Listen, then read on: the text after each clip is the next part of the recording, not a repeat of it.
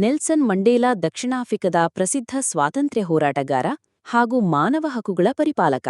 ಅವರು 18 ಜುಲೈ 1918ರಂದು ಜನಿಸಿದ್ದರು ಮತ್ತು 5 ಡಿಸೆಂಬರ್ 2013ರಂದು ನಿಧನರಾದರು.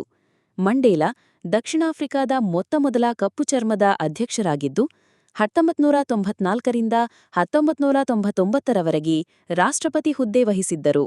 ಅವರು ದಕ್ಷಿಣ ಆಫ್ರಿಕಾದಲ್ಲಿನ ಅಪಾರ್ಥೈಡ್ ಎಂಬ ಭಿನ್ನಜಾತಿ ವ್ಯತ್ಯಾಸದ ನೀತಿಗೆ ವಿರೋಧವಾಗಿ ಹೋರಾಡಿದರು. ಇದಕ್ಕಾಗಿ ಅವರನ್ನು 27 ವರ್ಷಗಳ ಕಾಲ ಜೈಲಿನಲ್ಲಿಡಲಾಗಿತ್ತು. 1990ರಲ್ಲಿ ಅವರು ಬಿಡುಗಡೆಗೊಂಡ ನಂತರ ದೇಶದಲ್ಲಿ ಶಾಂತಿ ಮತ್ತು ಸಮಾನತೆಯ ಸ್ಥಾಪನೆಗೆ ಪ್ರಮುಖ ಪಾತ್ರ ವಹಿಸಿದ್ದರು. ಅವರು ನೂತನ ಪ್ರಜಾಪ್ರಭುತ್ವದ ಅಧೀನದಲ್ಲಿ ದಕ್ಷಿಣಾಫ್ರಿಕಾದ ಮೊದಲ ಸಾರ್ವಜನಿಕ ಚುನಾಯಿತ ಅಧ್ಯಕ್ಷರಾಗಿ ಆಯ್ಕೆಯಾದರು. ಅವರ ವ್ಯಕ್ತಿತ್ವ ಶಾಂತಿ, ಸಹಿಷ್ಣುತೆ, ಕ್ಷಮೆ ಮತ್ತು ಸಮಾನತೆಗೆ ಮಾದರಿಯಾಗಿತ್ತು. ಅವರಿಗೆ ನೊಬೆಲ್ ಶಾಂತಿ ಪುರಸ್ಕಾರ 1993, ಭಾರತ ರತ್ನ 1990 ಸೇರಿದಂತೆ ಅನೇಕ ಜಾಗತಿಕ ಗೌರವಗಳು ದೊರೆತಿವೆ. ಮಂಡೇಲಾ ಅವರನ್ನು ವಿಶ್ವದ ನಾಯಕರಾಗಿಸಿತು ಮತ್ತು ಅವರು ಮಧಿಬಾ ಎಂಬ ಗೌರವ ಪದವಿಯಿಂದ ಜನಪ್ರಿಯರಾಗಿದ್ದಾರೆ. ಇವರ ಬಗ್ಗೆ ಇನ್ನಷ್ಟು ಮಾಹಿತಿ ಬೇಕಾದರೆ ಸಬ್ಸ್ಕ್ರೈಬ್ ಆಗಿ.